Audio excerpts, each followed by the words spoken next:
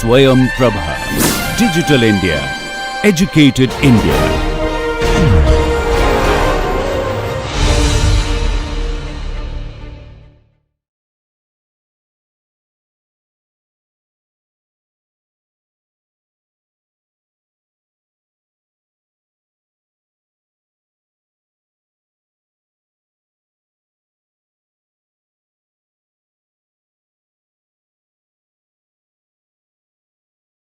प्रिय शिक्षार्थियों, मैं आपका इस विषय नीति शास्त्र पूर्व एवं पाश्चात्य दार्शनिक सिद्धांत में स्वागत करता हूं।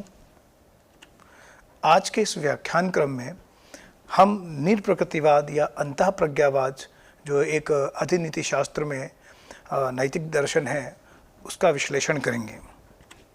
मेरा नाम डॉक्टर निर्भय कुमार मिश्रा है। मैं doctor DY Patil B school Tathawade Pune में प्रोफेसर के पद पर कार्यरत हूँ। आज के इस व्याख्यान क्रम में मुख्यतः हम ये जानने का प्रयास करेंगे कि कैसे निरप्रकृतिवाद, जो कि अंतःप्रज्ञावाद भी कहलाता है, वो एक संज्ञानात्मक नैतिक सिद्धांत है और वो किस प्रकार से जो प्रकृतिवाद है उससे अलग है। यहाँ पर हम ये भी जानने का प्रयास करेंगे कि कैसे प्रकृतिवाद और निरप्रकृतिवाद दोनों संज्ञानवादी विचारधाराएं किन अर्थों में संज्ञानवादी हैं और किन अर्थों में ये भिन्न भिन्न हैं। वहीं हम इस व्याख्यान में, जैसा कि निरप्रकृतिवादी जिस सिद्धांत के आधार पर शब्दार्थ विषयक विश्लेषण करते हैं, विटगेन्स्टाइन की पिक्चर थियरी पर भी थोड़ा विश्लेषण करेंगे और उसके बाद हम निरप्रकृतिवाद में कैसे नैतिक निर्णय के अर्थ को परिभाषित किया गया है या उसको समझाया गया है, इसकी व्याख्या भी करेंगे। फिर हम इस प्रश्न का भी जिक्र करेंगे कि क्या नीति शास्त्र एक स्वतंत्र विज्ञान है, क्या नीति शास्त्र अपने आप में अनुभवात्मक है, विश्लेषणात्मक है या संश्लेषणात्मक है, या किस प्रकार का ज्ञान है। अतः इसमें हम नीति शास्त्र के स्वरूप की चर्चा भी करेंगे। क्या ये जो प्रज्ञा है, अंतःप्रज्ञा है, वो सभी मनुष्यों की अनिवार्य विशेष शक्ति है। अतः क्या अंतःप्रज्ञा द्वारा ज्ञान जो है वो गणितीय ज्ञान की तरह निश्चित असंदिग्ध है। फिर हम पुनः देखेंगे कि किस तरह अंतःप्रज्ञा द्वारा प्रतिज्ञान वास्तुनिष्ठ होता है और इस बात में हम प्रकृतिवादी वास्तुनिष्ठता और निरप्रकृतिवादी वास्तुनिष्ठता, इन दोनों का भी भेद समझेंगे और क्या अंतःप्रज्ञावादी सिद्धांत एक कर्मवादी सिद्धांत है, इसका मूल्यांकन करेंगे। वहीं WD रॉस के जो नैतिक विश्लेषण हैं उनमें हम नैतिक नियमों के औचित्य अनुचित्य का भी जिक्र करेंगे और उसके बाद ये समझने का प्रयास करेंगे कि किस प्रकार कई सहज ज्ञानवादी और निरप्रकृतिवादी क्रमशः Cudworth, Clarke, Reid, Price, Shaftesbury, Butler, Moore, Prichard, Ross और आधुनिक काल में समकालीन में ब्रॉड और कैरेट ने कैसे इन धारणाओं को विकसित किया है। पुनः हम अंतःप्रज्ञा का विश्लेषण करेंगे, समझेंगे क्या यह बौद्धिक शक्ति है, क्या यह भावनात्मक शक्ति है। पुनः हम मूर के दर्शन में उनकी प्रिंसिपल एथिका के कुछ उल्लेखों का जिक्र करते हुए उनकी इस शुभ के संकल्प का भी विश्लेषण करेंगे और उन्होंने कैसे उचित और कर्तव्य और नैतिक शब्दों का किस तरह का अर्थ दिया है, इसको समझेंगे। इसके बाद हम नैतिक विषय, जो नैतिक निर्णय होते हैं, उनके मूल आधार को समझने का प्रयास करेंगे, नैतिक निर्णय के स्वरूप को समझने का प्रयास करेंगे और मूर के शुभ की परिभाषा, शुभ का जो विश्लेषण है उसको समझने का प्रयास करेंगे। और इस क्रम में हम आगे उनके द्वारा जो प्राकृतिक दोष की, प्रकृतिवादी दोष की कल्पना की गई है, इसको भी समझने का प्रयास करेंगे। और इसके बाद हम यह समझने का प्रयास करेंगे कि कैसे स्टीवेंसन ने इसकी एक आलोचना की है, इसको भी देखेंगे। और पुनः उसके बाद हम प्रिचर्ड और WD रॉस में कैसे इस निरप्रकृतिवाद या अंतःप्रज्ञावाद का किस तरह से उन लोगों ने एक दार्शनिक विश्लेषण किया है, किस तरह से वो कर्तव्य पालन के जो नियम है नैतिक नीति शास्त्र में, कैसे उसको व्याख्यायित करते हैं। फिर वो कैसे कर्तव्य, उचित और अनुचित शब्दों का अर्थ किस तरह से विश्लेषित करते हैं, ये हम देखने की कोशिश करेंगे। वहीं रॉस के दर्शन में जो कर्तव्य की अवधारणा है उसको भी समझने का प्रयास करेंगे और कैसे रॉस जो है सौंदर्यात्मक अनुभूति और परस्पर प्रेम को शुभ मानते हैं, इसको देखेंगे। और उसके बाद हम यह प्रश्न उठाएंगे कि क्या निरप्रकृतिवाद अंतःप्रज्ञात्मक संज्ञानात्मक सिद्धांत है, और इन प्रश्नों के उत्तर को ढूंढते हुए आज के इस व्याख्यान में हम किस प्रकार निरप्रकृतिवादियों ने जो एक अपना जो नैतिक निर्णयों के अर्थ को लेकर के, उचित अनुचित कर्तव्य शुभ ऐसे शब्दों के अर्थ को लेकर के जिस तरह से इनका अर्थ विश्लेषित किया है, इनका जो प्रामाणिकता है उसको समझाया है, इन शब्दों के स्वरूप को कैसे विश्लेषित किया है, आज का व्याख्यान क्रम इस बात पर ही आधारित है। तो सर्वप्रथम हम यह प्रश्न उठाते हैं, एक दार्शनिक प्रश्न करते हैं कि क्या निरप्रकृतिवाद या अंतःप्रज्ञावाद एक संज्ञानात्मक नैतिक सिद्धांत है। तो इसके अर्थ में हमारा जो उत्तर है वो है हाँ, ये एक संज्ञानात्मक नैतिक सिद्धांत है। लेकिन यहाँ ये प्रकृतिवाद जो है उससे मूलतः इस अर्थ में भिन्न है, क्योंकि जो प्रकृतिवादी हैं वो कहीं ना कहीं ये जो नैतिक शब्द होते हैं, उचित अनुचित कर्तव्य, इनको प्राकृतिक तथ्यों के आधार पर परिभाषित करने का प्रयास करते हैं। और वो इस अर्थ में ही जिस प्रकार से हमारे व्यवहारिक प्राकृतिक जो कथन होते हैं, जिस प्रकार से वो तथ्यात्मक होते हैं, वो सत्य असत्य होते हैं और वो अनुभवात्मक होते हैं, उसी प्रकार कहीं ना कहीं प्रकृतिवादी भी ये मानते हैं कि ये जो तथ्यात्मक कथन है और नैतिक कथन है वो एक तरह के हैं। लेकिन निरप्रकृतिवादी ये कहते हैं कि यद्यपि कि हम नैतिक निर्णय के अर्थ को समझ सकते हैं, लेकिन वो जो है उसका वर्णन संभव नहीं है। उसका वर्णन जो है जो प्राकृतिक तथ्य हैं उनके आधार पर नहीं किया जा सकता। तो इस तरह से जो निरप्रकृतिवादी हैं वो संज्ञानवादी तो हैं, लेकिन वो प्रकृतिवादियों से इस अर्थ में भिन्न है कि वो जो नैतिक निर्णय हैं या उनके शब्दों के अर्थ हैं वो उनको निरप्राकृतिक गुणों से संबंधित समझते हैं, प्राकृतिक तथ्यों के आधार पर उनकी व्याख्या को नहीं मानते। तो उनके अनुसार जो शुभ उचित एवं कर्तव्य जैसे शब्द हैं किसी गुण या संबंध को प्रदर्शित करते हैं। नैतिक गुण संबंध प्राकृतिक न होकर के निरप्रकृतिवाद में ये जो है वो निप्राकृतिक होते हैं। यहाँ प्रकृतिवाद एवं निप्रकृतिवाद दोनों ही संज्ञानवादी विचारधाराएं हैं।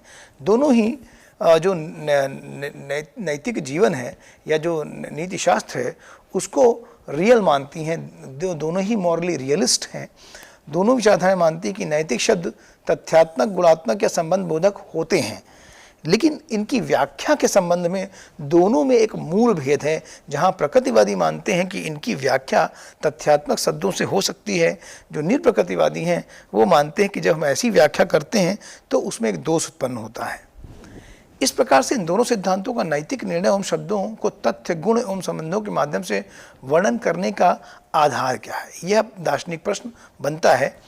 तो यह आधार जो है कहीं ना कहीं जो एक शब्दार्थ विषयक निर्देशात्मक सिद्धांत है, और ये निर्देशात्मक सिद्धांत जो है वो हमें विटगेन्स्टाइन के दर्शन में मिलता है। जो विटगेन्स्टाइन का जो प्रथम कृति थी ट्रैक्टेटस लॉजिको फिलोसफिकस, उसमें विटगेन्स्टाइन ने कहीं ना कहीं ये दिखाने का प्रयास किया है कि जो हमारा जो शब्द अर्थ विषय संबंध है, जो हमारी समझ है, वो कहीं ना कहीं हमारी जो दुनिया है जिसको हम वर्ड कहते हैं और हमारे जो शब्द हैं, जो वर्ड हैं, उनमें कहीं ना कहीं एक अपना संबंध होता है। जैसे इसमें जो हमारे स्टेटमेंट, जो हमारी स्टेट्स ऑफ अफेयर्स होती हैं या जिन्हें हम घटनाएं कह सकते हैं, तो जो स्टेट ऑफ अफेयर्स हैं और इनमें वो कहते हैं वर्ड में वहीं हमारे कॉम्प्लेक्स स्टेटमेंट्स हैं। इन दोनों में वो मानते हैं कि आइसोमॉर्फिक संबंध है। जैसे इस दुनिया में जिस तरह से परिघटनाएं होती हैं, स्टेट्स ऑफ अफेयर होते हैं, उसी तरह भाषा में शब्द होते हैं। जब हम स्टेट्स ऑफ अफेयर्स को एनालाइज करते हैं तो हम देखते हैं कि इनको हम कुछ ऑब्जेक्ट्स में तोड़ सकते हैं, और यहाँ स्टेटमेंट्स को हम जो है फिर सिंपल स्टेटमेंट्स में ला सकते हैं। इसी प्रकार विटगेन्स्टाइन का मानना है कि कहीं ना कहीं जो ये दुनिया है इसका भाषा से एक तरीके से आइसोमॉर्फिक संबंध है कि हर शब्द जो है वो किसी वस्तु का सत्ता की तरफ निर्देशित करता है, यानी उसकी रियलिटी की तरफ दिखाता है। और इसको हम कह सकते हैं कि उसका एक यहाँ पे यहाँ पे विटगेनस्टाइन जो है वो एक कॉरस्पॉन्डेंस थियरी को मानते हैं कि हर एक वर्ड जो है ये उसके कॉरस्पॉन्ड में जो हमारा शब्द है भाषा के, उसके कॉरस्पॉन्ड में एक अर्थ होता है या एक वस्तु को सूचित करता है। तो कहीं ना कहीं ये जो सिद्धांत हैं दोनों, ये पिक्चर थियरी को लेकर के चलते हैं, जिसका मानना है कि जो भाषा में जो शब्द का अर्थ होता है उसमें और हमारे दुनिया में इन दोनों का एक लॉजिकल फॉर्म होता है, और इन दोनों का जो लॉजिकल फॉर्म है, जो इनकी तार्किक संरचना है, उसके माध्यम से ही भाषा जो है वो इस दुनिया से एक संपर्क बना पाती है। या जब दुनिया के संबंध में हम कोई कथन देते हैं और भाषा के द्वारा देते हैं तो इस लॉजिकल फॉर्म के द्वारा ही वो समझा जाता है। तो इस पिक्चर थ्योरी के आधार पर वो दिखाना चाहते हैं, जैसे हम जब एक पिक्चर को देखते हैं तो उसमें एक स्टेट ऑफ अफेयर्स को व्यक्त किया जाता है, वैसे भाषा में भी उस तरह से शब्द जो है वो किसी एक बाह्य वास्तविक संरचना को व्यक्त करते हैं और इसे विटगेनस्टाइन लॉजिकल फॉर्म के द्वारा समझाते हैं। इसी निर्देशवाद और पिक्चर थियरी को, है ना, इस पिक्चर थियरी को ही ये निरप्रकृतिवादी लेकर के चलते हैं। लेकिन निरप्रकृतिवादी कहीं ना कहीं प्रकृतिवाद की इस मान्यता का खंडन करते हैं कि नैतिक शब्दों की निर्नैतिक तथ्यों के आधार पर व्याख्या की जा सकती है। उनका मानना है कि जो नैतिक तथ्य हैं वो अपने स्वरूप में उपयोग के आधार पर तो व्याख्यायित किया सकते हैं, लेकिन वह स्वतः अपने आप में व्याख्यायित नहीं किया सकते, और निर्नैतिक तथ्यों के आधार पर उनकी व्याख्या नहीं की जा सकती है। यहाँ निर्नैतिक तथ्य जैसे कि हम देखते हैं, जिस तरह से मानकीय दर्शन में कई सारे नीति शास्त्रियों ने इन नैतिक तथ्यों का उल्लेख किया है। सुख, रुचि, इच्छा, भावना, विकास के आधार पर नैतिक शब्दों यथा उचित, अनुचित, शुभ, कर्तव्य की व्याख्या करने का प्रयास किया है। जैसे प्रकृतिवादी हैं, विकासवादी हैं, उपयोगितावादी हैं, सुखवादी हैं, ये सब कहीं ना कहीं जो नैतिक निर्णय है उसके अर्थ को सुख दुख से, विकास से, है ना, या गुणों से या उपयोगितावाद से जोड़ करके उसके अर्थ की व्याख्या करते हैं। लेकिन निरप्रकृतिवादियों का मानना है कि जब हम इन नैतिक निर्णयों के अर्थ को समझने के लिए निर्नैतिक तथ्यों पर यथा सुख, रुचि, इच्छा, भावना, विकास के आधार पर इसकी व्याख्या करते हैं तो ऐसा करने में एक प्रकृतिवादी दोष उत्पन्न होता है। यानी जब भी हम इन नैतिक निर्णयों को प्रकृतिवादी तथ्यों के आधार पर व्याख्यायित करते हैं तो उसमें एक प्रकृतिवादी दोष उत्पन्न होता है। यहाँ पर अब अर्थ ये है, तो क्या अगर हम ये कहें कि जो प्रकृतिवाद है, जिस प्रकार से वो यह मानता आया था कि कहीं ना कहीं नैतिक निर्णय का जो शब्द हैं, या जैसे उचित, अनुचित, कर्तव्य, ये शुभ, इनको कहीं ना कहीं हम प्राकृतिक विज्ञानों यथा समाज विज्ञान, मनोविज्ञान, है ना, मानव शास्त्र विज्ञान या अन्य विज्ञानों के आधार पर उनके शब्दों का प्रयोग करते हुए बिना अर्थ परिवर्तन के इन नैतिक निर्णयों के अर्थ की व्याख्या कर सकते हैं, तो ऐसा निरप्रकृतिवादी नहीं मानते। वो इसका खंडन करते हैं। वो कहते हैं कि जो नीति शास्त्र है वो किसी अन्य विज्ञान, जैसे सामाजिक विज्ञान, है ना, या कहें मनोविज्ञान या शास्त्रीय विज्ञान, इनकी व्याख्याओं पर आधारित नहीं है, बल्कि नीति शास्त्र जो है वो एक स्वतंत्र विज्ञान है। जो नीति शास्त्र की जो निरप्रकृतिवादी हैं वो निर्नैतिक कथनों के आधार पर जो व्याख्या है इसको खंडन करते हुए कहते हैं कि नीति शास्त्र की पूर्ण स्वतंत्रता है। नैतिक शब्दों की अनन्यता एवं अविश्लेषता ही निरप्रकृतिवाद का विशेष लक्षण है। तो जो निरप्रकृतिवादी हैं वो कहते हैं कि जो नैतिक निर्णय हैं या नैतिक शब्द, जैसे कि हम कहें शुभ, उचित, है ना, कर्तव्य, ये जो नैतिक शब्द हैं या जो नैतिक निर्णय होते हैं हमें भला करना चाहिए।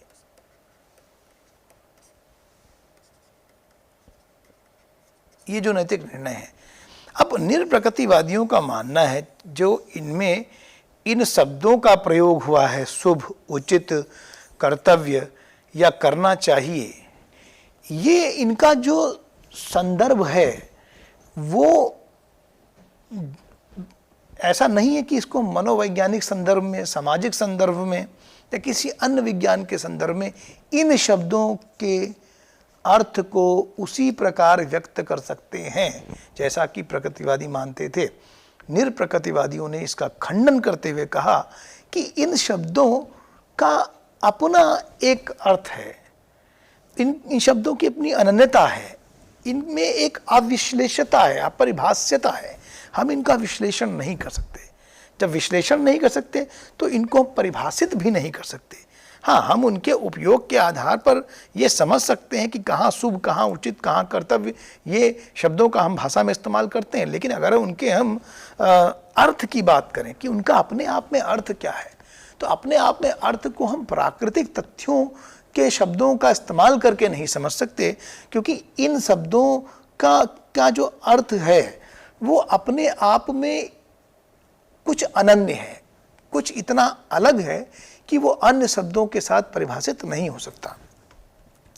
यहाँ पर यह बात निरप्रकृतिवादी स्पष्ट रूप से कहते हैं कि जो इनके नैतिक शब्दों के अंदर जो प्राकृतिक गुण और संबंध हमें भाषाई स्तर पर दिखते हैं, जब हम कहते हैं कि वो व्यक्ति अच्छा है या हमें ईमानदारी पूर्ण व्यवहार करना चाहिए, इस तरह के जो कथन हैं, इनमें जो गुण और संबंध की चर्चा होती है उसको ना हम अनुभव से समझ सकते हैं, किसी इंद्रिय अनुभव से समझ सकते हैं। जैसे उदाहरण के स्वरूप अगर हम ये कहें कि बाहर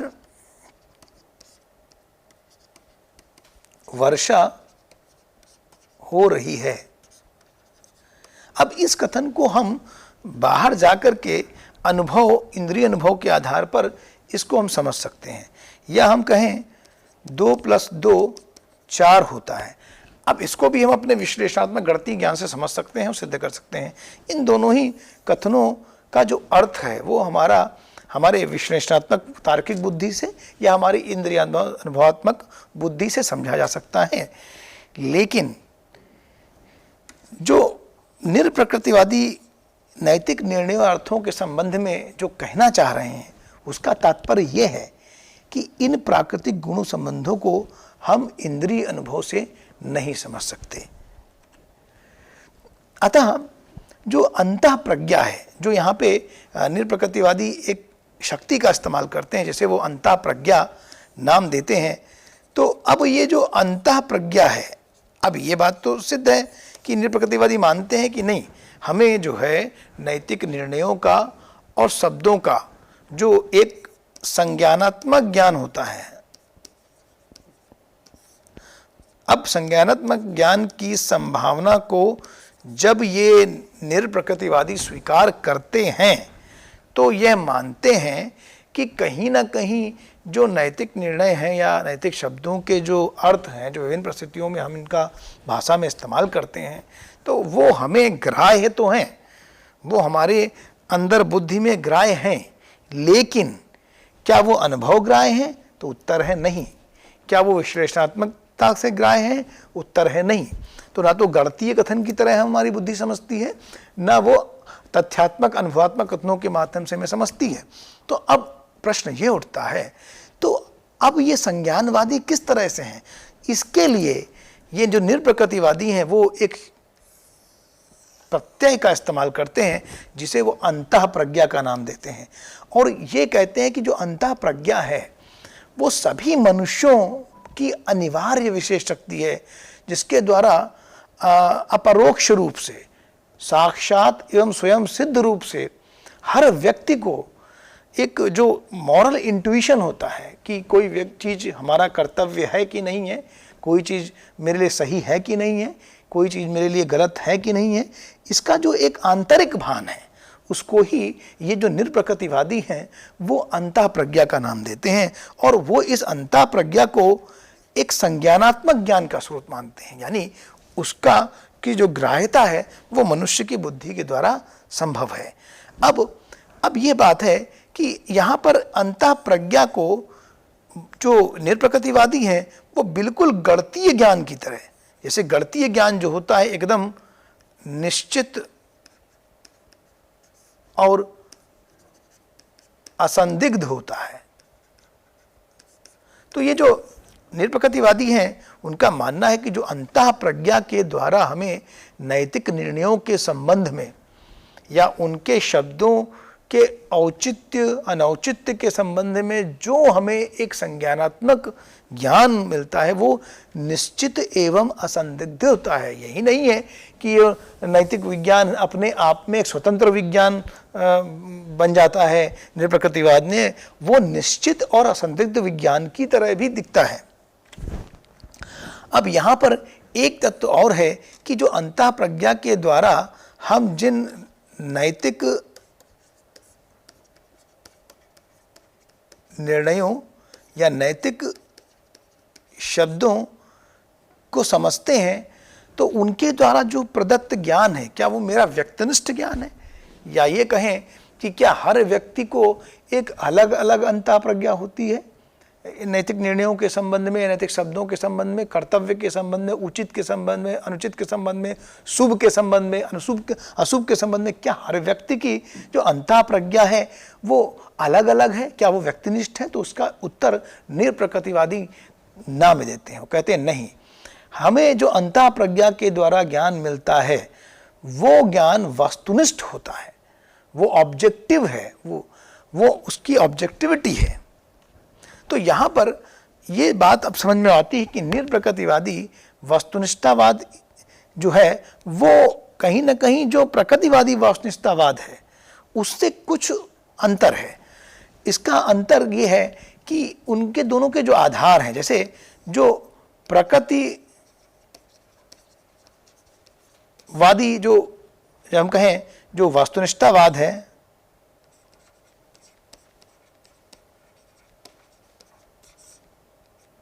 जो प्रकृतिवादियों में है और जो निप्रकृतिवादियों में है, इन दोनों में एक मूलभूत अंतर है, वो है इनके आधार का। यहाँ पे जो प्रकृतिवादियों में जो ज्ञान का आधार है वो कहीं ना कहीं जो निर्नैतिक प्राकृतिक तथ्य हैं उनके आधार पर ये वस्तुनिष्ठ ज्ञान होता है, और इसका निराकरण करते हुए जो निरप्रकृतिवादी हैं वो मानते हैं ये निर्नैतिक तथ्यों के आधार पर ना होकर के अंतः प्रज्ञा के आधार पर सभी को होता है, इसलिए ये वस्तुनिष्ठ ज्ञान है। अब यहाँ पर हम देख सकते हैं तो जो अंतः प्रज्ञा है वो कर्म जो नैतिक निर्णय के संबंध में उन शब्दों के अर्थ को न देखते हुए क्या वो नैतिक कर्मों के आधार पर उसका विवरण करती है, क्या अंतः प्रज्ञा सिद्धांत कर्मों सिद्धांत है? तो अंतः प्रज्ञावादी जो हैं वो मानते हैं ज्ञान केवल नैतिक नियमों के औचित्य और अनुचित ज्ञान कहता है। W.D. रॉस जैसे लोग ऐसा ही मानते हैं कि जो कर्मों के औचित्य अनुचित ज्ञान है वही अंतः प्रज्ञा हमें कराती है। रॉस का ऐसा मानना है। तो कई सहज ज्ञानवादी ऐसे हैं जैसे निरप्रकृतिवादी हैं, अंतः प्रज्ञावादी हैं, क्रमशः Cudworth, Clarke, Reid, Price, Shaftesbury, Butler, Moore, Prichard, Ross and Broad, ये सब भी कहीं ना कहीं ये मानते हैं कि एक सहज ज्ञान प्रवृत्ति है, अंतः प्रवृत्ति है, जिसके माध्यम से हम नैतिक नियमों के ज्ञान को समझते हैं। तो अंतः प्रज्ञा, अब यहाँ प्रश्न होता है, अगर अंतः प्रज्ञा का हम थोड़ा विश्लेषण करें, जिसकी बात निरप्रकृतिवादी करते हैं, तो ये कैसी शक्ति है, ये किस प्रकार की शक्ति है? क्या यह बौद्धिक शक्ति है जैसे कि कडवर्थ, क्लार्क, रीड और प्राइस जैसे दार्शनिक मानते हैं?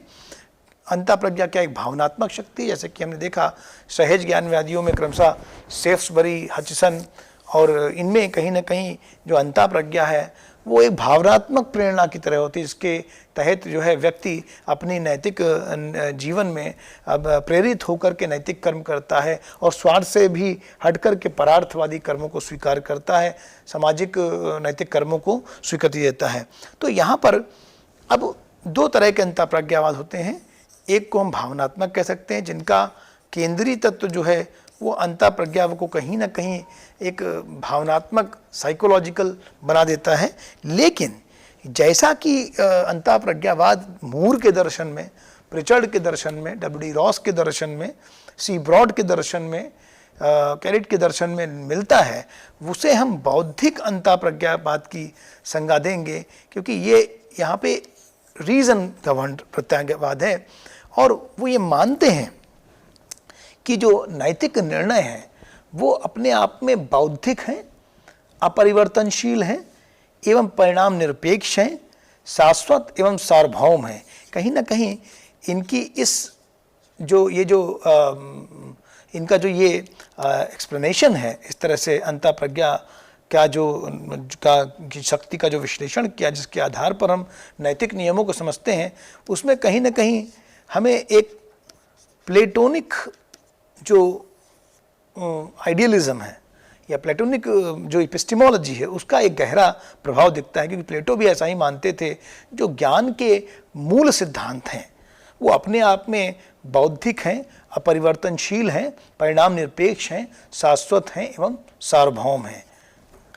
अब हम यहाँ पर मूर के दर्शन में जो उनकी कृति है प्रिंसिपिया एथिका, उसके कुछ अध्ययनों के माध्यम से जो नैतिक शब्द होते हैं, यथा उचित, अनुचित, कर्तव्य और उनकी जो शुभ की अवधारणा है, उसका विश्लेषण करेंगे।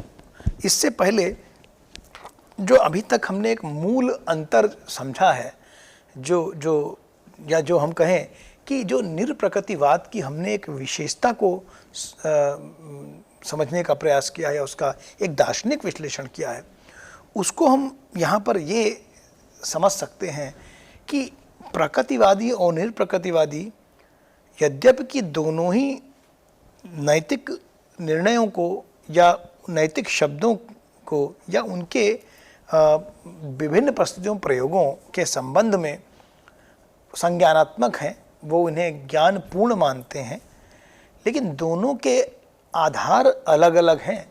जहाँ जो निरप्रकृतिवादी हैं, इसको प्राकृतिक तथ्यों के आधार पर सामाजिक विज्ञान, राजनीतिक विज्ञान या मनोवैज्ञानिक विज्ञान के शब्दों के आधार पर उनकी व्याख्या करने का प्रयास करते हैं, और वो उन्हें कहीं ना कहीं अनुभवात्मक मानते हैं, व्याख्यात्मक मानते हैं, वर्णनात्मक मानते हैं। निरप्रकृतिवादी इसको वर्णनात्मक तो मानते हैं, लेकिन वो उसे इंद्रियजन्य अनुभव का विषय नहीं मानते। वो कहीं ना कहीं इन शब्दों की उनकी जो अपना अस्तित्व है, उसको एकदम यूनिक अलग रख देते हैं। वो कहते हैं कि उनका हम मेल निर्नैतिक तथ्यों से नहीं कर सकते या उनकी व्याख्या उनसे नहीं कर सकते। और इस अर्थ में जैसे कि वो अंतःप्रज्ञा को प्रकट करते हैं, तो ये जो अंतःप्रज्ञा शक्ति है, ये भी अपने आप में व्याख्यायित नहीं की जा सकती। ये समझने की ज़रूरत है कि यह एक सहज प्रवृत्ति है, जिसको कि वो सार्वभौमिक, सार्वत्रिक होने की संज्ञा देते हैं। लेकिन यहाँ पर ये कहीं ना कहीं ये जो अंतःप्रज्ञा की शक्ति है, वो कहीं ना कहीं एक ऐसा अतीन्द्रिय विज्ञान लेकर के आती है, जिसको कि वो कहती कि अनुभवात्मक भी नहीं है, विश्लेषणात्मक भी नहीं है। और ये वही शक्ति है जिसके आधार पर नीति जो शास्त्र है वो अपने आप में एक स्वतंत्र विज्ञान हो जाता है। लेकिन स्वतंत्र विज्ञान कहने मात्र से ये स्वतंत्र विज्ञान नहीं होता, क्योंकि विज्ञान कहने से मतलब होता है कि वैज्ञानिक तथ्यों के आधार पर हम उसकी व्याख्या करते हैं, उसके सत्य असत्य समझ सकते हैं, उसके वर्णन की एक तार्किक संगतता को समझ सकते हैं। लेकिन जैसे कि अंतःप्रज्ञा एक आंतरिक शक्ति के आधार पर जब उनको समझती है, तो समझने के बाद जिस तरह से वो अविश्लेषता को दिखाती है, जिस तरह से वो सहज ग्राह्यता को दिखाती है कि उस सहज ग्राह्य में मुझे उसके बारे में कुछ बताने जैसा कुछ नहीं है, या मैं बताना भी चाहूँ तो बता सकता नहीं, उसकी परिभाषा कर नहीं सकता मैं।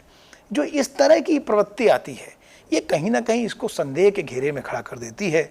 और अंतःप्रज्ञावाद को जैसा कि हम विश्लेषण करने जा रहे हैं, उससे पहले हम जान लें कि हालांकि ये कहीं ना कहीं इस एक जो सार्वभौमिक, वास्तुनिष्ठ और निरपेक्ष ज्ञान की तरह प्रकट करता है, लेकिन ये अपने आप में उतना उचित जान नहीं पड़ता। फिर भी मूर जैसे दार्शनिकों ने कहीं ना कहीं अपने नैतिक दर्शन की जो शुरुआत है वो अन्य दार्शनिकों से इतर तरीके से की है। जैसे अन्य दार्शनिकों जैसे विकासवादी, सुखवादी, उपयोगितावादी या नियम निरपेक्षवादी दार्शनिक, ये जितने भी दार्शनिक हैं नियमवादी, इन्होंने कहीं ना कहीं नैतिक शब्दों के अर्थों को प्राकृतिक तथ्यों के आधार पर विश्लेषित करके कुछ आदर्श नियम, कुछ नॉर्म्स बनाने की या कुछ जनरल प्रिंसिपल्स देने का जो प्रयास किया, उससे अलग मूर अपनी प्रिंसिपिया इथिका की जो प्रस्तावना है उसमें ही ये कहते हैं कि वो किस विशेष अर्थ में जो है वो अंतःप्रज्ञावादी हैं और किस विशेष अर्थ में अंतःप्रज्ञावादी नहीं है। वो सामान्य अर्थ में अंतःप्रज्ञावादी नहीं मानते अपने आप को, वो एक विशेष अर्थ में ही अपने आप को अंतःप्रज्ञावादी मानते हैं। लेकिन यहाँ मूर कहते हैं, मूर ने कहीं ना कहीं अपने इस दर्शन की शुरुआत ही ये जो नैतिक निर्णय है और उनमें जो प्रयोग किए हुए शब्द हैं, यथा शुभ की अवधारणा, नैतिक कर्तव्य की अवधारणा, उचित की अवधारणा, अनुचित की अवधारणा, इस पर जो उन्होंने एक विश्लेषण किया है, एक जो आलोचनात्मक विश्लेषण दिया, ये कहीं ना कहीं उनकी विधा को अन्य मानकीय नीतिशास्त्र की विधा से अलग कर देता है।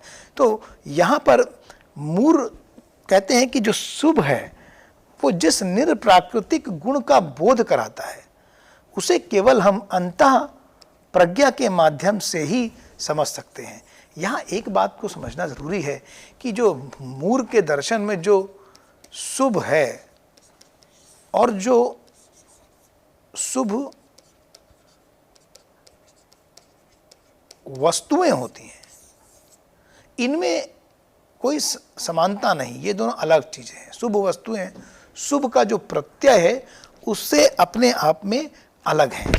यहाँ मूर कहते हैं कि जो नैतिक विषय मूल सत्य का आधार जो है, अगर हम कहें नैतिक विषयों में सत्यता होती है या नैतिक निर्णयों के अर्थ सार्वभौमिक रूप से, वास्तविक रूप से, निरपेक्ष रूप से हमारे नैतिक सामाजिक जीवन में लागू किए जा सकते हैं, तो उसका एकमात्र आधार, और या हम कहें कि जो एक सार्वत्रिक आधार कहें इसको,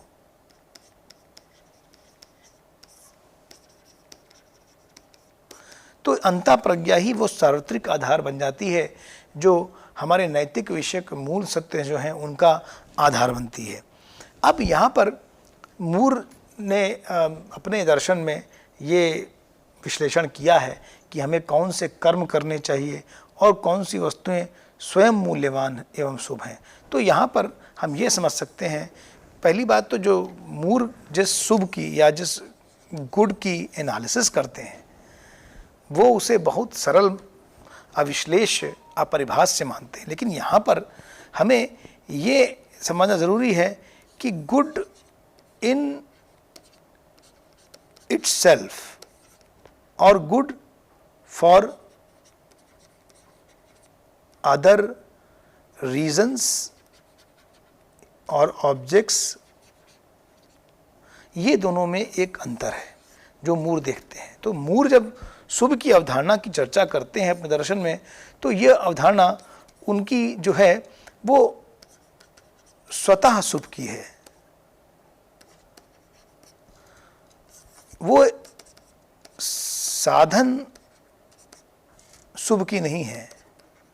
जैसा कि प्रगतिवादी, प्रकृतिवादी, उपयोगितावादी, विकासवादी, सुखवादी, मनोज्ञानवादी वो कहीं ना कहीं शुभ की अवधारणा को इस अर्थ में प्रकट करते हैं कि वो साधन रूप में हमें कुछ ना कुछ सुख देती है या उसकी उपयोगिता होती है या उससे विकास होता है या बहुत लोगों का कल्याण होता है। ऐसी अवधारणा शुभ की लेके मूर नहीं चलते। मूर गुड अपने आप में क्या है इसका विश्लेषण करना चाहते हैं। तो अब यहाँ पे जो पहला प्रश्न मूर उठाते हैं अपने दर्शन में कि क्या शुभ की परिभाषा देना संभव है, तो मूर कहते हैं कि ये जो मेरा प्रश्न है उसका अंतिम उत्तर कहें कि शुभ क्या है, तो मूर कहेंगे कि शुभ क्या है, तो शुभ केवल शुभ है, क्योंकि उनके लिए वो परिभाष्य है, वो सरल अविश्लेष्य अनन्य तत्व है जिसकी व्याख्या प्राकृतिक तथ्यों या निर्नैतिक तथ्यों के माध्यम से हो ही नहीं सकती। तो यहाँ पर जो तात्पर्य बनता है, जो जिस तरह का विश्लेषण मूर अपनी प्रिंसिपियातिका में शुभ को लेकर करते हैं, उसका तात्पर्य जो है वो, जैसा कि मैंने कहा, वो स्वतः शुभ से है। और ये कहते हैं मूर की जो ये स्वतः शुभ है, ये नीति शास्त्र का मूल प्रत्यय है। हमको ये जानना भी ज़रूरी है कि वो चीज़ जो अपने आप में शुभ है, तो स्वतः शुभ जो है अपने आप में वो परिभाषित ही नहीं किया जा सकता। लेकिन ऐसा नहीं है कि ये स्वतः शुभ है, उसको परिभाषित नहीं कर सकते तो हम शुभ को किसी भी अर्थ में समझ नहीं सकते। क्या ऐसा संभव है कि अगर स्वतः शुभ परिभाषित नहीं है तो शुभ को की परिभाषा नहीं की जा सकती या शुभ को समझा नहीं जा सकता? ये तो हमारे सामान्य समझ के उलट होता है, क्योंकि सामान्य जो व्यवहारिक जीवन उसमें हम शुभ को अन्य विविध मानवीय परिस्थितियों में समझते हैं। ऐसा मानते हैं कि मानव की सहायता करना शुभ है, और ये भी मानते हैं मानव कल्याण शुभ है, गरीबों की सहायता करना शुभ होता है। तो ये शुभ का जो कॉन्टेक्स्ट है, यहाँ पे ये मूर स्पष्ट करते हैं कि जो स्वतः शुभ है वो उसी के बारे में कहते हैं कि उसकी परिभाषा करना संभव नहीं है। लेकिन जो शुभ वस्तुएं हैं या जो शुभ कार्य हैं या वो जो शुभ स्थितियां हैं जिनमें हम शुभ को समझते हैं, वहाँ पर मूर कहते हैं कि हम उनकी उपयोगात्मक परिभाषा के द्वारा शुभ को समझ सकते हैं। अब इस आधार पे अगर हम कहें तो मूर के लिए शुभ एक ऐसा सरल गुण है। तो ये जो स्वतः शुभ की अवधारणा है उसमें मूर कहते हैं कि शुभ वस्तुओं को समझना और शुभ को अपने आप में समझना, ये दोनों में एक महान अंतर है। क्योंकि शुभ जो परम शुभ है वो अपने आप में अनन्य है, उसकी व्याख्या हम नहीं कर सकते। तो लेकिन जब हम इसको शुभ वस्तुओं के द्वारा या ऐसी वस्तुएं जो शुभ लगती हैं उनके गुणों के आधार पर समझते हैं तो वो उनके उपयोग के आधार पर समझते हैं। लेकिन अगर हम स्वयं शुभ की बात करें तो वो एक ऐसा सरल गुण है जिसका विश्लेषण नहीं किया सकता है। तो इस अर्थ में शुभ और शुभ वस्तुओं, इन दोनों में अंतर है। जैसे हम कहें कि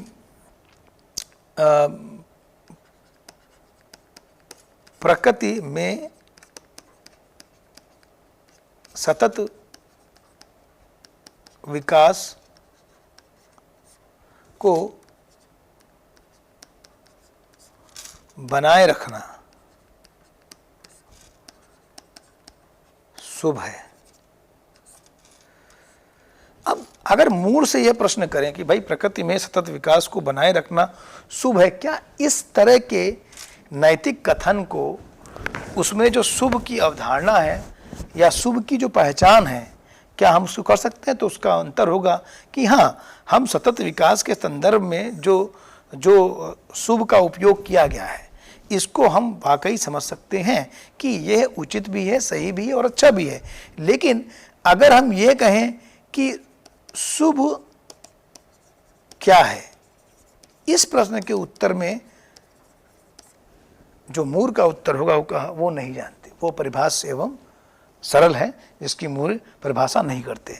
तो यहाँ पर शुभ गुण, शुभ वस्तु एवं शुभ तत्व में पूर्णता पहचान जब अब यहाँ पे एक दोष की जो चर्चा करते हैं, जो प्रकृतिवादी जो मूर यहाँ पे चर्चा करते हैं, वो ये कहते हैं कि जैसे ही हम शुभ गुण, शुभ वस्तु या शुभ तत्व में आप एक पूर्ण पहचान स्थापित करते हैं, मानते हैं कि जैसे मानते हैं कि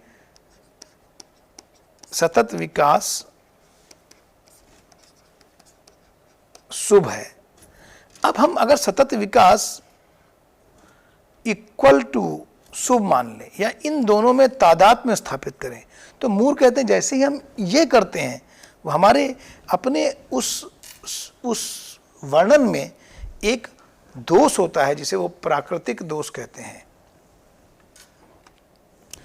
तो अब यहाँ पर बात यह है कि शुभ को परिभाषित करने के अब दो ही विकल्प दिखते हैं। जैसा कि उन्होंने जो अन्वेषण किया है, विश्लेषण किया है नीति शास्त्र में, तो देखते हैं कि लोगों ने शुभ को परिभाषित करने का जो प्रयास किया है उसमें कहीं ना कहीं या तो वो दो विकल्प लेके चलेंगे। एक विकल्प तो ये कि शुभ को एक मिश्रित समष्टि का बोध कराता समझेंगे कि वो मिला हुआ है, तो या दूसरा विकल्प ये बनता है कि वो ये मान ले कि नीति शास्त्र जो है अपने आप में एक निरर्थक है, शुभ जैसी कोई अवधारणा ही नहीं होती है, नीति शास्त्र ऐसा कोई विषय ही नहीं है।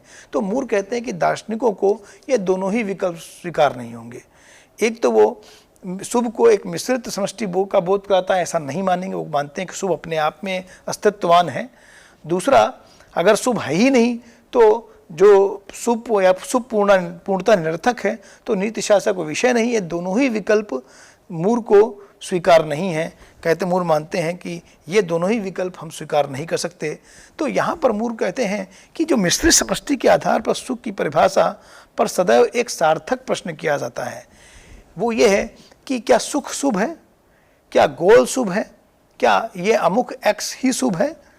तो क्या ये सभी जो शुभ संबंधी कथन है वो क्या विश्लेषणात्मक है या हम कहें कि वो अनुभवात्मक है। तो प्राकृतिक गुण का वस्तुओं से पृथक स्वतंत्र अस्तित्व होता है, परंतु निप्राकृतिक गुण का स्वतंत्र अस्तित्व संभव नहीं है।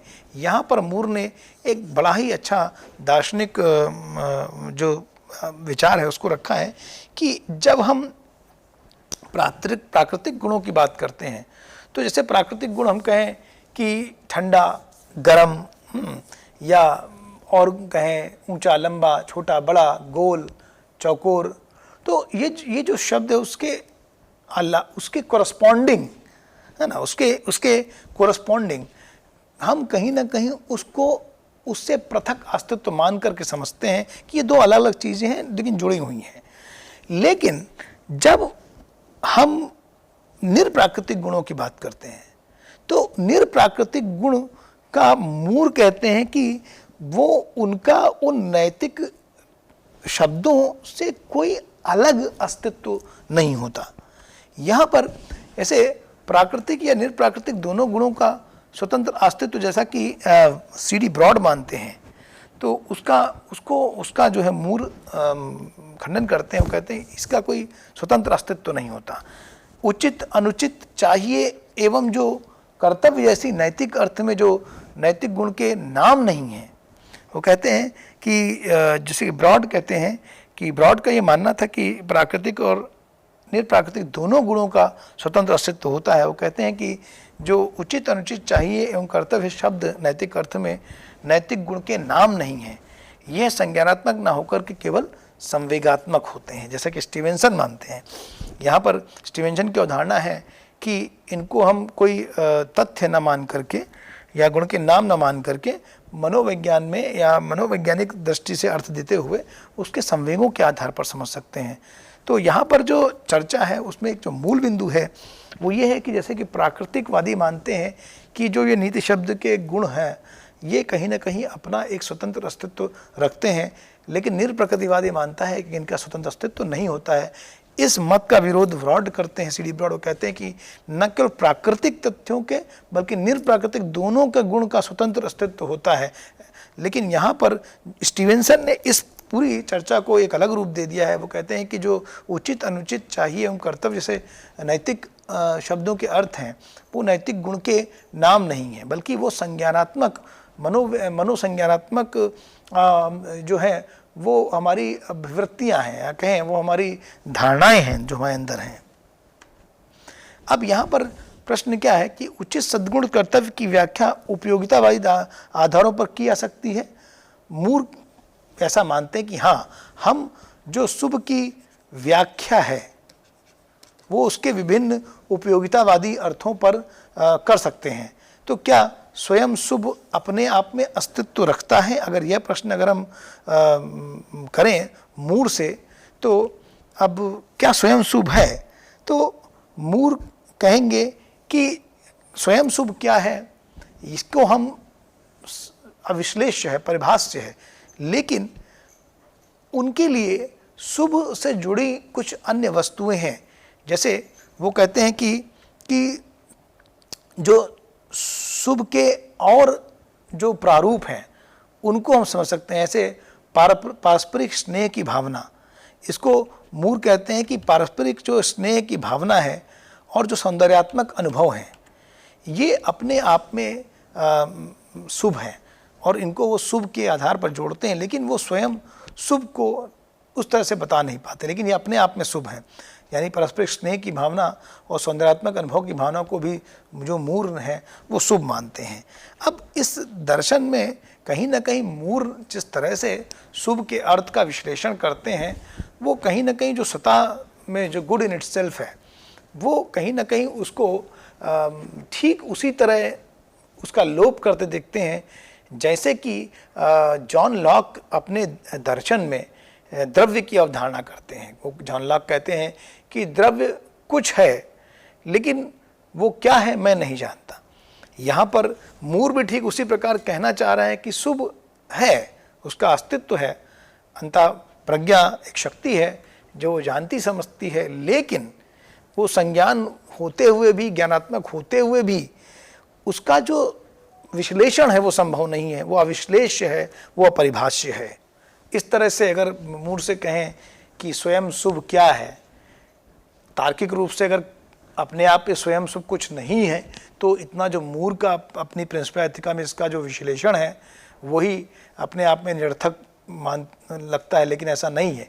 मूर ये तो मानते हैं कि स्वयं शुभ की अवधारणा अपने आप में है, लेकिन वो क्या है उसकी परिभाषा मूर कहते हैं कि वो अविश्लेष्य है, उसकी परिभाषा संभव नहीं है।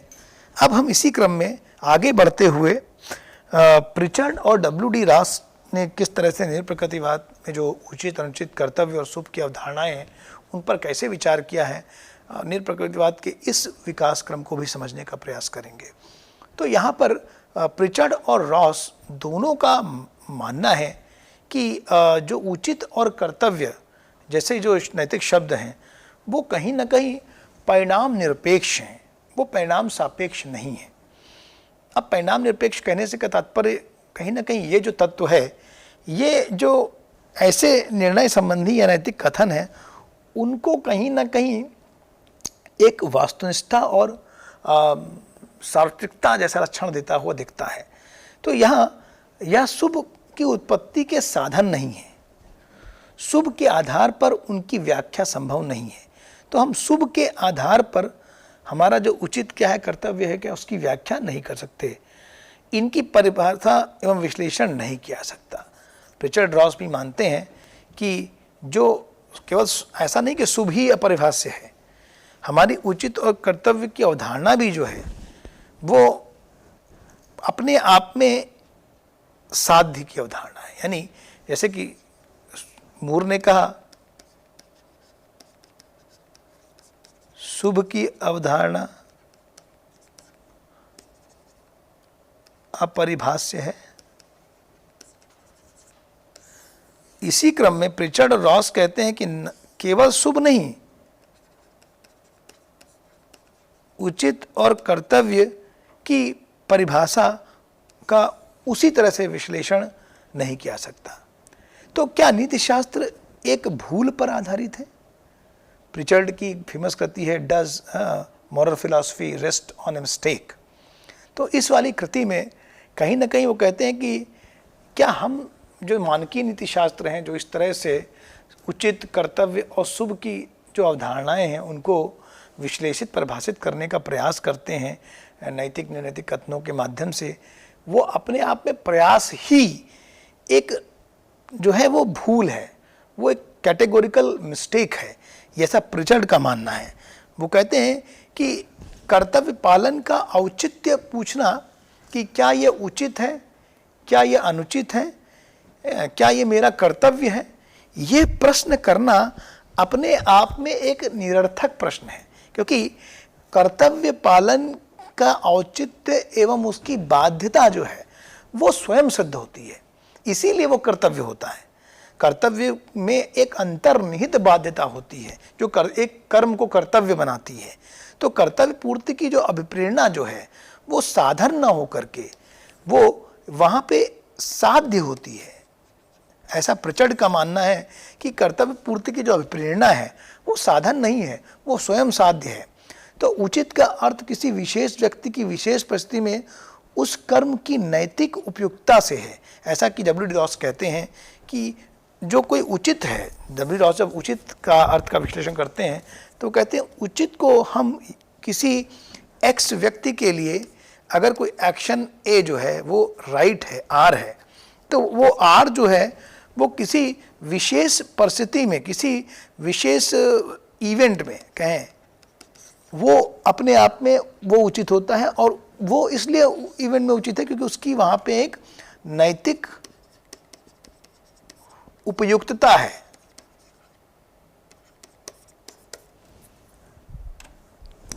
इस तरह से डब्ल्यू. रॉस का मानना है कि नैतिक कर्मों के लिए शुभ की अभिप्रेरणा आवश्यक है, परंतु उचित का शुभ होना अनिवार्य नहीं, वह अशुभ भी हो सकता है। ये बड़ा ही अच्छा तथ्य है।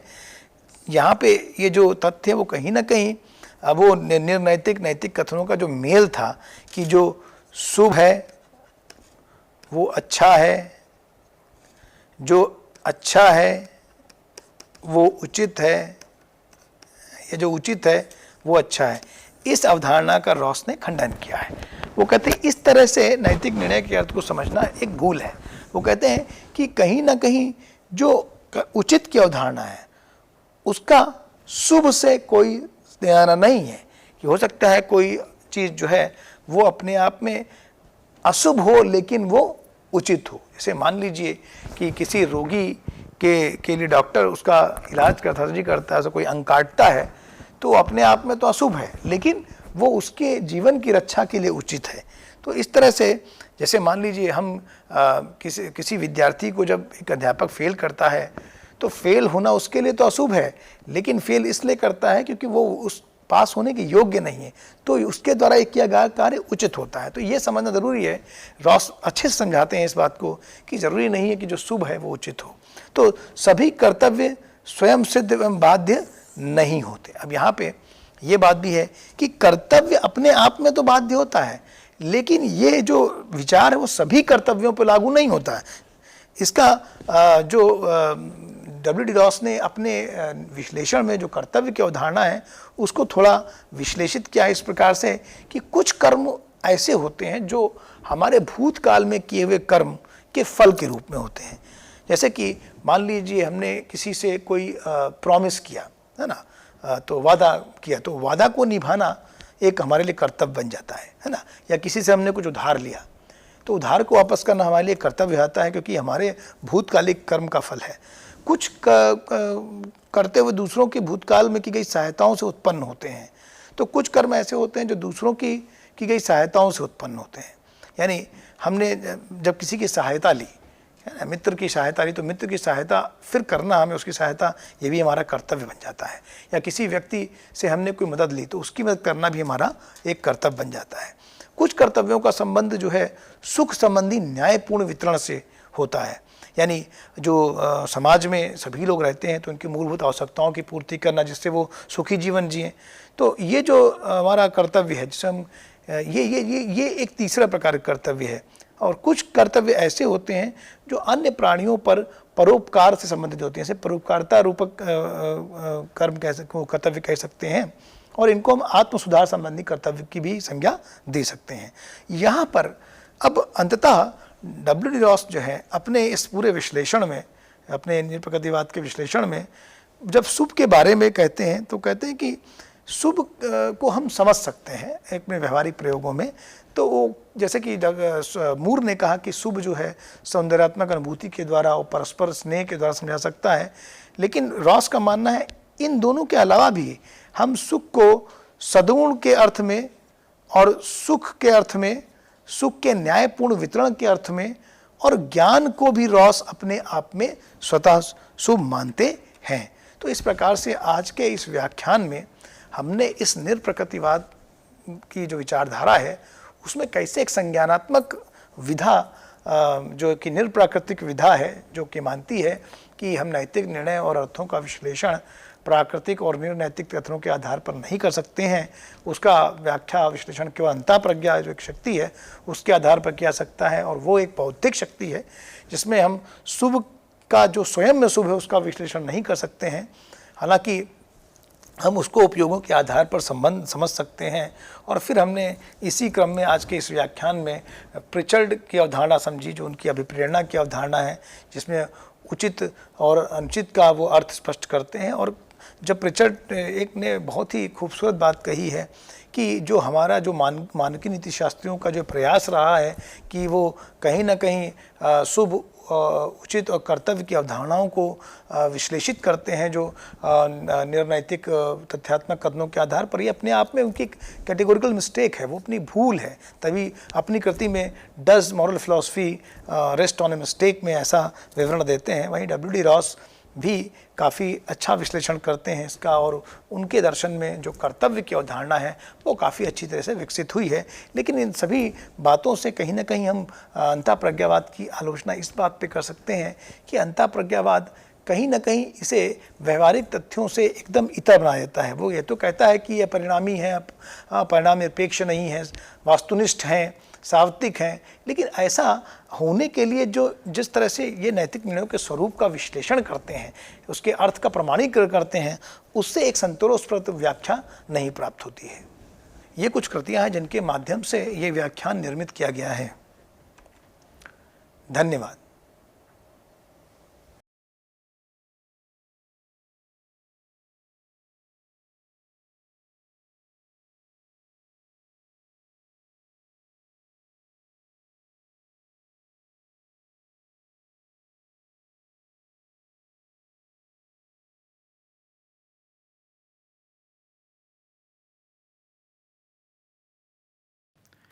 Hello everybody. Now the discussion which I would try to talk to you is about the excitement which I always feel, and I am sure you will also reciprocate as I proceed and when you do the course, is in the area of multivariate statistical problems and multivariate statistical analysis. So, what we mean by multivariate? So, we know that statistics is a subject where you have a lot of data, you try to analyze that using different type of techniques like estimation problem, MCMC techniques, then forecasting and the area of time series analysis, and then try to basically find out the best forecasting tool which you have, such that you are able to gain the maximum amount of information from a set of data. Now, in the recent past, as we see that multivariate statistics has really increased in a very exciting manner, and if I trace back to history, it has been going on slowly for the last about 70-80 years, but now the time has come where it is being used in a very big way, and the techniques which we all know, but which are being utilized with new vigor are in the area of, say for example, canonical correlation technique, in the area of factor analysis, in the area of conjoint analysis, in the area of clustering analysis, in the area of multi-dimensional scaling techniques, structural equation modeling, be it in the area of finance, be it in the area of engineering, be it in the area of social sciences, be it in the area of economics, such that you are able to gather the information from the data in such a way that it really gives you some useful set of information. Now, in the recent past, there has been also an explosion of large and complex data sets, but added to that there has also been a commensurate increase in the computing and the statistical techniques. So, obviously, the question comes that if the statistical techniques are there for so called small data, not the big data, not the data which is of terabytes and so on and so forth, where you use different type of computers to store the data, the question obviously comes that are those statistical techniques really relevant when we use them in the big data sense? The question is, they are not always relevant, they may not give you the best results.